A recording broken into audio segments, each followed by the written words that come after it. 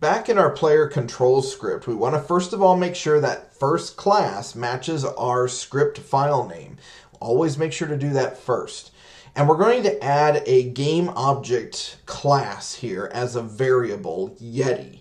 And it's a public class, public variable, so that way we can add that game object in our inspector window when we get this script into Unity later on. We'll also add a private Boolean variable called input enabled, and we're going to set that to true. So that's going to be a state that will decide whether or not the update function can do all of the things we've already got it doing, whether or not it's collided with the Yeti game object.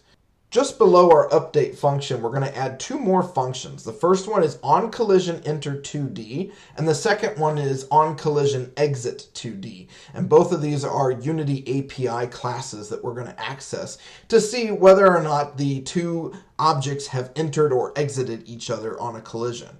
If they've entered, we want to double check first of all that the game object that the skier has hit is in fact the Yeti. And we're using a logical operator here, so it has two equal signs. And we're going to set input enabled to false.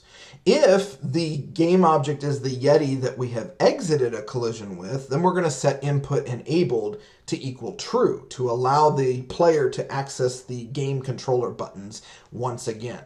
Remember, these are logical operators used in these if statements, so they have to have two equal signs.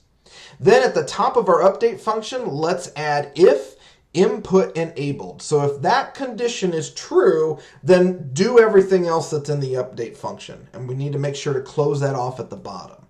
Everything that's within those curly brackets can then be tabbed over to make sure that the indentation is correct. You can see how I've just kind of shifted everything over a bit to clean up our code.